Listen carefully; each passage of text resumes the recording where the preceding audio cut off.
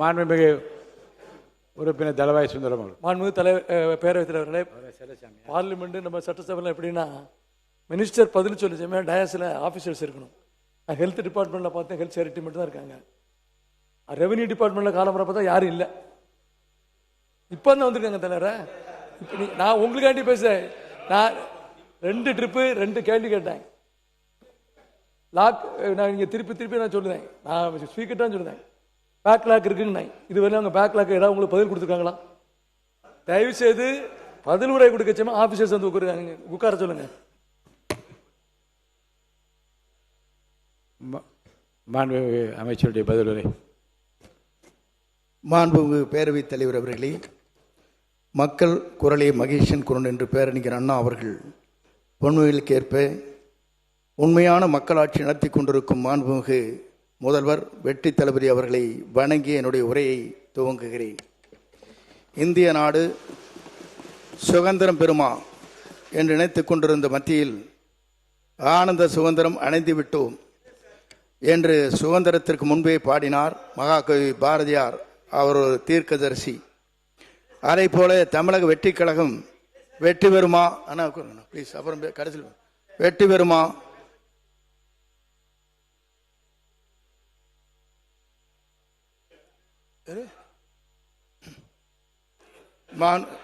லிஸ்ட்ல தான் இருக்கு. மாண்புமிகு ப்ளீஸ். அதுபோல ஒரு நிமிஷம் உட்காருங்க. என்ன சொல்ல வரீங்க நீங்க சொல்லுங்க. மானிய கோரிக்கையின் மீது பேச அனுமதி கிடையாதுங்க. காலையிலே பட்டியல் தயாரிக்கப்பட்டு நேற்றே கொடுத்தவர்கள் இன்று காலை கொடுத்து பட்டியல் தயாரிப்பு கொடுத்துட்டோம். இன்றைக்கு அதில் அனுமதிக்க முடியாது. வேற ஏதாவது கிளாரிபிகேஷன் தான் நீங்க கேட்கலாம். இல்ல இது இந்த பட்டியல் படி பேச அனுமதித்து விட்டேன். வேறு மானிய கோரிக்கை நீங்க பேசலாம். வேற ஏதாவது கிளாரிபிகேஷன் கேட்டதான் நான் அனுமதிச்சேன். இப்போ கிளாரிபிகேஷன் இல்லாமல் மானிய கோரிக்கை பேசுவதாக இருந்தால் அனுமதி இல்லை. மாண்புமிகு அமைச்சர்கள் பதிலுரை கூறலாம். பாருங்க,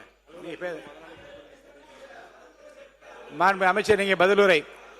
மாண்புமிகு பேரவைத் தலைவர் அவர்களே, மாண்புமிகு பேரவைத் தலைவர் அவர்களே, அதுபோல தமிழக வெற்றி கழகம் வெற்றி பெறுமா என்று ஏளனம் பேசியவர் மத்தியில் நல்லதே நடக்கும், வெற்றி நிச்சயம் என்ற தேர்தலுக்கு முன்னாலே முழங்கினார் நமது மாண்புமிகு வெற்றி தளபதி அவர்கள்.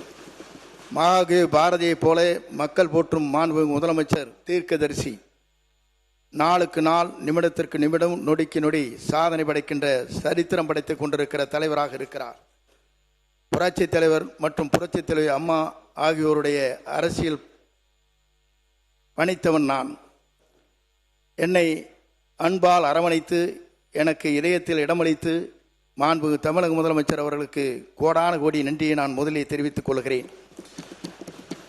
வெற்றி தளபதி அவர்கள் தமிழ்நாட்டில் முதலமைச்சராக வர வேண்டும் என்ற எண்ணத்தோடு தான் கோபிச்செட்டிப்பாளையம் மக்கள் எனக்கு வாக்களித்து இங்கே எனக்கு வாக்களித்திருக்கிறார்கள். அந்த வாக்காளர் பெருமக்களுக்கு கோடான கோடி நன்றி மலர்களை தெரிவித்துக் கொள்வதோடு தமிழக வெற்றி கழகத்தின் நிர்வாகிகள், தொண்டர்கள், கோடான கோடி தொண்டர்களுக்கும் என்னுடைய இதயம் கணித நன்றியை நான் தெரிவித்துக் கொள்கிறேன்.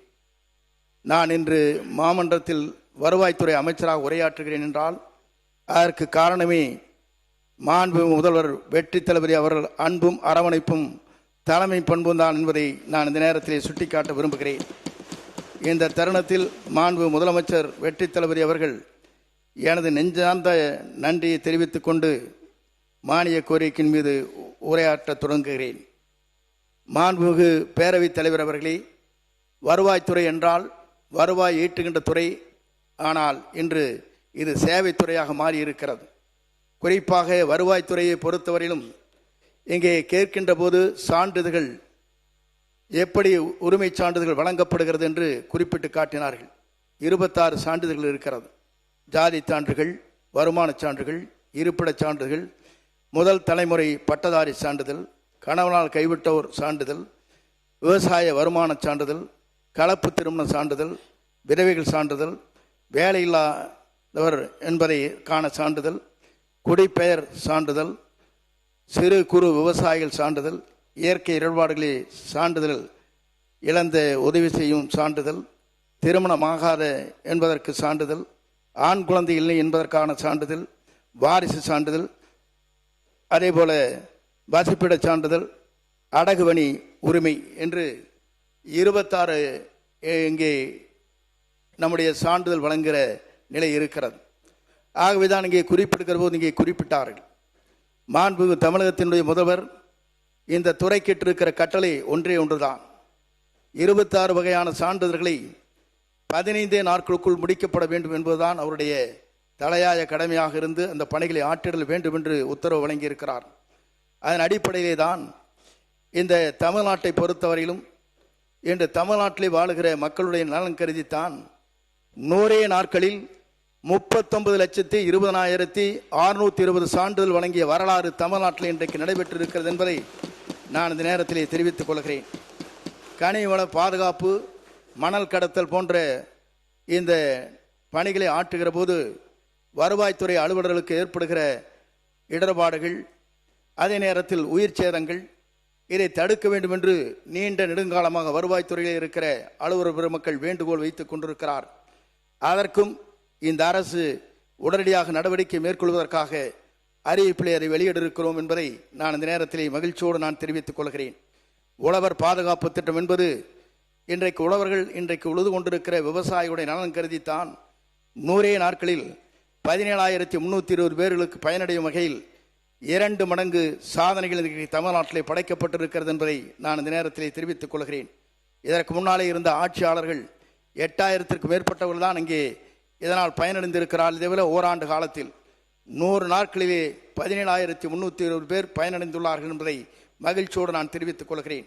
அதே போலதான் இங்கே இருக்கின்றவர்கள் பட்டா பெயர் மாற்றப்பட வேண்டும், பத்திரப்பதிவு செய்யவுடன் உடனடியாக உறுப்பினர் இல்லாத சொத்துக்கள் பரிமாற்றப்பட வேண்டும், தானாக மாறும் முறை இன்றைக்கு உருவாக்கப்பட வேண்டும் என்ற நோக்கத்தோடு தான் அன்றைய ஆட்சி காலத்தில் அதை முதலிலே துவங்கி வைத்தார்கள். அப்படி துவங்கி வைக்கிற போது அரக்கான் நடவடிக்கை 45% மட்டுமே பட்டாக்கள் மாறியிருக்கிறது. ஆனால் அந்த மாற்றங்கள் போதாது என்ற முறையிலே தான் புதிய நம்முடைய திட்டத்தின் அடிப்படையில் இன்று அதன் மாற்றங்கள் செய்யப்பட்டதன் மூலமாக இன்று பத்திரப்பதிவு செய்து அதிலே ஆன்லைன் மூலமாக வெளியிட்ட உடனேயே அனைவருக்கும் பட்டா கிடைக்கின்ற அளவிற்கு 80% என்ற நிலையை ஏதுதான் எங்களுடைய தலையாய கடமை என்ற முறையில் அந்த பணிகளை நாங்கள் இன்றைக்கு ஆற்றி வருகிறோம்.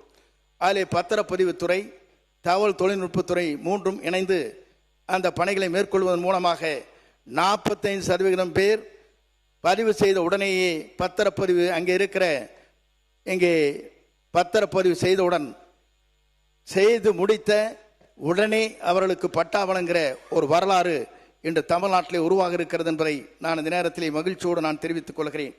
அதே போல சமூக பாதுகாப்பு திட்டம் என்ற திட்டம் நீண்ட நெடுங்காலமாக நடந்து கொண்டிருக்கிற திட்டம். இங்கே பேசுகிற போது எல்லோரும் சொன்னார்கள் 200 ரூபாயில் ஆரம்பித்து இன்றைக்கு 1200 வரையிலும் இன்றைக்கு நீட்டிக்கப்பட்டிருக்கிறது, 1500 வரையிலும் அங்கே ஊனமற்றவர்களுக்கு வழங்கப்படுகிறது என்ற கருத்துக்கள் இங்கே வழங்கப்பட்டிருக்கிறது. அதன் அடிப்படையிலே தான் இங்கே கேட்கின்ற போது நான் இங்கே குறிப்பிட்டேன் 35,60,000 பேர்கள் உதவித்தொகை பெற்று வருகிறார்கள். அதிலே காத்திருப்போர் பட்டியல் மன்னிக்க வேண்டும், மாற்றுத்திறனாளிகள் சாரி. ஆகவேதான் அந்த பணிகளை நாங்கள் ஆற்றுகிற போது 100 நாட்களிலே 64,322 பேர் பயனடைந்துள்ளார்கள் என்று நான் குறிப்பிடுகிற போது இங்கே கேட்டார்கள்.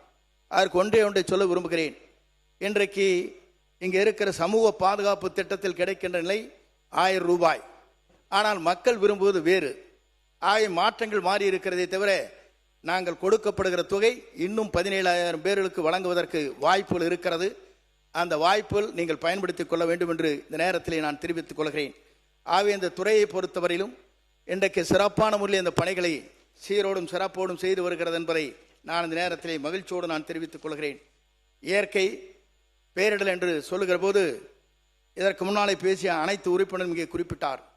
குறிப்பிடுவது மட்டுமல்ல, இங்கே இருக்கின்ற ஒரு உறுப்பினருடைய எண்ணங்கள் என்ன இருக்கிறது என்று சொன்னால் ஏறத்தாழ 50 மாவட்டங்கள் பிரிக்கப்பட வேண்டும் என்று கருத்துக்கள் இங்கே கொடுக்கப்பட்டிருக்கிறது. 20 வட்டங்கள் பிரிக்கப்பட வேண்டும் என்ற நோக்கம் இங்கே குறிப்பிடப்பட்டிருக்கிறது. ஆனால் திராவிட முன்னேற்ற கழக ஆட்சியில் மாவட்டங்கள் பிரிக்கப்படவில்லை. கோட்டங்கள் பிரிக்கப்படவில்லை, தாலுகா வட்டங்கள் மட்டும்தான் பிரிக்கப்பட்டதை தவிர நம்முடைய ஆட்சியில் இப்போதுதான் 100 நாட்கள் துவங்கி இருக்கிறது. துவங்கியது மட்டுமல்ல, நம்முடைய ஆட்சியில் இன்றைக்கு மக்கள் ஜனத்தொகை மக்கள் கணக்கெடுப்பு என்று இன்று எடுத்துக்கொண்டிருக்கிற காரணத்தின் அடிப்படையில் அடுத்த ஆண்டு மார்ச் மாதம் வரையிலும் இதை செய்ய இயலாது என்பதும், அதற்கு பிறகு உங்களுடைய கோரிக்கை அனைத்தும் நம்முடைய முதலமைச்சருடைய கவனத்திற்கு எடுத்து சென்று அதற்கான நல்ல முடிவுகளை அரசு அலுவலரோடு கலந்து பேசி நான் முடிவெடுப்போம் என்பதை இந்த நேரத்தில் தெரிவித்துக் கொள்கிறேன். அதே நேரத்தில் இயற்கை இடர்பாடுகளை பொறுத்தவரையிலும் நமக்கு நன்றாக தெரியும். எல்லினோ என்று சொல்லப்படுகிற இன்றைக்கு பல பேர் இன்றைக்கு அதிலே அச்சம் ஏற்பட்டு கொண்டிருக்கிறது. இதை எப்படி செயல்படுத்துவது என்ற முறையிலே தான் இந்த அரசு பல்வேறு நடவடிக்கை மேற்கொண்டு வருகிறது. அதே நேரத்தில் கூடுதல் தலைமைச் செயலாளருடைய மற்றும் வருவாய் நிர்வாக ஆணையர் தலைமையில் ஒரு 7 பேர் கொண்ட குழு உருவாக்கப்பட்டிருக்கிறது. இந்த குழு இன்றைக்கு 2வது கூட்டங்கள் நடைபெற்றிருக்கிறது. அந்த கூட்டத்தின் வாயிலாக ஒவ்வொரு துறைகளும் என்னென்ன பணிகளை ஆற்றிடல் வேண்டும், சென்னை மாநகரத்தை போன்ற பகுதிகளில் இது போன்ற வெள்ளம் வருகிற போது, புயல் வருகிற போது, அதே நேரத்தில் மக்களை எப்படி பேணி காக்கப்பட வேண்டும் என்ற நோக்கத்தோடு தான் இந்த பணிகளை நாங்கள் சீரோடும் சிறப்போடும் நடத்தி காட்டுவோம் என்பதை நான் இந்த நேரத்திலே தெரிவித்துக் கொள்கிறேன். அத்தனை பேருடைய ஆலோசனை பெற்று எந்த முறையில் அதை பணியாற்றினால் இது போன்ற நிலைகளை மாற்ற முடியும் என்பதையும் ஆய்ந்து அந்த பணிகள் நாங்கள் மேற்கொள்ள இருக்கிறோம். அதே போலதான் இங்கே குறிப்பிடுகிற போது சொன்னார், வெப்பலைகள் இன்றைக்கு மாறிக்கொண்டிருக்கிறது. உலக நாடுகளிலே பார்க்கின்ற போது ஏசி இல்லாத நாடுகளிலே கூட இன்றைக்கு ஏசி மாட்டிக் கொண்டிருக்கிற நிலை இருக்கிறது. இதையெல்லாம் நான் எதற்காக குறிப்பிடுகிறேன் சொன்னால், இயற்கையின் மாற்றங்கள் மூலமாக எல்லினோ போன்ற இது போன்ற நிலைகள் எப்படி வரப்போகிறது என்பது அச்சம் ஏற்பட்டு கொண்டிருக்கிறது. இதையெல்லாம் மனதிலே வைத்துக் கொண்டுதான் வெப்பலைகளில் ஏற்படும் நோய்களால் என்னென்ன வரப்போகிறது என்பதை உணர்ந்து இங்கே அறிவுரை வழங்க இருக்கிறார். நான் இதை குறிப்பிடுவதற்கு காரணம், இந்த நிபுணர்களுடைய ஆலோசனை பெற்றதற்கு பிறகு மக்கள் எப்படி தங்களுடைய பணிகளை ஆற்றிடல் வேண்டும் என்பதை இந்த அரசு உங்களுக்கு எடுத்து சொல்ல இருக்கிறது என்பதை நான் இந்த நேரத்தில் தெரிவித்துக் கொள்கிறேன். அண்டு இங்கே வேலை செய்து கொண்டிருக்கிற ஏழை எளிய மக்கள், அதே நேரத்தில் முதியவர்கள், குழந்தைகள் போன்றவர்கள் இந்த வெப்பத்தால் அவர்களுக்கு பல்வேறு நோய்கள் வருவதற்கு வாய்ப்பு இருக்கிறது என்று புள்ளிவிவரம் குறிப்பிடப்பட்டிருக்கிறது. இதையெல்லாம் மனதில் வைத்துத்தான் இந்த அரசு வருங்காலத்தில் என்ன நடவடிக்கை மேற்கொள்ள வேண்டுமோ அந்த நடவடிக்கை விரைந்து எடுப்பதற்கு நடவடிக்கை மேற்கொள்ளப்படும் என்பதை நான் இந்த நேரத்திலே மகிழ்ச்சியோடு நான் தெரிவித்துக் கொள்கிறேன். பாதுகாப்பான குடிநீர் நீர் ஆதாரங்கள் மேம்படுத்தப்பட வேண்டும் என்ற நோக்கத்தோடு தான் தென்மேற்கு பருவமழை பொழிவு குறைவாக இருக்கிறது என்பதை உணர்ந்துதான் நம்முடைய தமிழக வெற்றிக் கழகத்துடைய தலைவர் தளபதி அவர்கள் இந்த துறைக்காக 289 கோடி ரூபாய் நிதிகளை வழங்கி எங்கும் குடிநீர் இல்லை என்ற நிலையை தமிழ்நாட்டிலே உருவாக்க வேண்டும் என்ற நோக்கத்தோடு அந்த பணிகளை நிறைவேற்றி இருக்கிறார் என்பதை நான் இந்த நேரத்திலே தெரிவித்துக் கொள்கிறேன். அதே போல வெப்பலைகளால் கால்நடைகள் கட்டுப்பாடுலாம் சொன்னேன் இல்ல, கட்டுப்பாடு இல்லாமல் தான் சொன்னேன். இல்லை இல்லை குடிநீர் பற்றாக்குறை இல்லாமல் அப்படித்தானே சொன்னேன். நீங்க ஆளுக்கு ஒன்று சொல்லிட்டு கூடாது. எப்பா எப்பா அறநிலையத்துறை கொஞ்சம் அமைதியா இருங்க. நீங்க இல்ல அவர் எப்படியும் டைவர்ட் பண்ணணும்னு பாக்குறாரு. அவருடைய வேலையை அதுதான். நான் எப்பவுமே இல்ல குடிநீர் தட்டுப்பாடு இல்லை, தட்டுப்பாடு இல்லாமல் இருப்பதற்கு அதுதான் சொன்னாங்க. ஆகவேதான் நம்முடைய அரசை பொறுத்தவரை இந்த பணிகளை மேற்கொண்டு வருகிறது என்பதை நான் இந்த நேரத்திலே தெரிவித்துக் கொள்கிறேன். அதே போல கால்நடையை பாதிக்கக்கூடாது என்ற முறையிலே தான் கால்நடைகளுக்கு தீவனங்கள், குடிநீர் போன்ற வசதிகளை செய்வதற்காக 10 கோடி ரூபாய் நிதிகளை ஒதுக்கி இருக்கிறார் என்பதையும் நான் இந்த நேரத்திலே தெரிவித்துக் கொள்கிறேன். அதே போல இந்த இருக்கின்ற காலி பணியிடங்களை பற்றி இங்கே குறிப்பிட்டார். நான் ஒன்றை சொல்ல விரும்புகிறேன். 3 லட்சம் பேர் காலி பணியிடங்கள் இருந்திருக்கிறது. காலி பணியிடங்கள், அந்த பணியிடங்களை பொறுத்தவரையிலும் முந்தைய ஆட்சி காலத்தில் நீங்கள் அங்கே காலி பணியிடங்களை நிரப்புவது எவ்வளவு என்று சொன்னால் 25% தான் நிரப்பியிருக்கிறீர்களே தவிர இன்றைக்கு இவ்வளவு காலி பணியிடங்கள் இருக்கிறது என்று நீங்கள் இங்கே பேசிக் கொண்டிருப்பது என்பது வேதனைக்குரிய ஒன்றாக இருக்கிறது. ஏனென்று சொன்னால் எங்களுடைய அரசு பொறுப்பேற்றதற்கு பிறகு காலி பணியிடங்களே இல்லை என்ற நிலையை 3 ஆண்டு காலத்திலே நிறைவேற்றி காட்டும் என்பதை நான் இந்த நேரத்திலே தெரிவித்துக் கொள்கிறேன். ஏனென்று சொன்னால் ஆண்டுதோறும் எவ்வளவு பேரை பணியிலே அமர்த்தலாம் என்ற நிலையை அரசு நடவடிக்கை மேற்கொண்டு வருகிறது. ஆகவே இந்த அரசை பொறுத்தவரையிலும் நம்முடைய முதலமைச்சரை பொறுத்தவரையிலும் எல்லா துறையிலும் சரியான முறையில் செயல்படுத்த வேண்டும் என்ற நோக்கத்தோடு தான் இந்த பணிகளை மேற்கொள்ள இருக்கிறார் என்பதையும் நான் இந்த நேரத்தில் தெரிவித்துக் கொள்கிறேன். பொங்கல் பண்டிகையை முன்னிட்டு திராவிட முன்னேற்றக் கழக ஆட்சியிலே 1,75,00,000 வேட்டிகள், 1,77,00,000 சேலைகள் வழங்கப்பட்டது. ஆனால் 2022, 23, 25 ஆண்டுகளில் பல பேருக்கு வேட்டி சேலைகள் கிடைக்கப்படவில்லை என்பதுதான் நாட்டு மக்களுடைய உள்ளங்களே இருந்திருக்கிறது என்பதை நான் இந்த நேரத்திலே தெரிவித்துக் கொள்கிறேன். இருங்க, இல்லை நடக்கலை, கொஞ்ச நேரம் பேர் கொடுக்கல, சில வேணுங்க. 35 லட்சம் சேலைகள் வேட்டிகள் தேங்கி கிடக்கிறது, அதை கொடுக்க முடியாமல் பழையதாக இருக்கிறது என்பதெல்லாம் உங்களுக்கு காட்டணும்னா காட்டலாம். ஆகவேதான் இந்த நிலை நீடித்துக் கொண்டிருக்கிறது என்பதை நான் இந்த நேரத்திலே தெரிவித்துக் கொள்கிறேன். அதே போல இங்கே சொல்லுகிற போது 21 பொருள்கள் அன்று பொங்கலுக்காக வழங்கப்படும் என்று சொன்னார்கள். அந்த 21 பொருளும் எங்கே இருந்து வழங்கப்பட்டது என்று சொன்னால் வட மாநிலங்களிலிருந்து கொண்டு வந்து வழங்கப்பட்டிருக்கிறது என்பதையும் நாடு நன்காக அறியும் என்பதையும் நான் இந்த நேரத்திலே தெரிவித்துக் கொள்கிறேன். ஏனென்று சொன்னால் தமிழ்நாட்டிலே அதை பர்ச்சேஸ் செய்யவில்லை. எல்லாருமே நாம் பேசணும் அன்றைக்கெல்லாம்.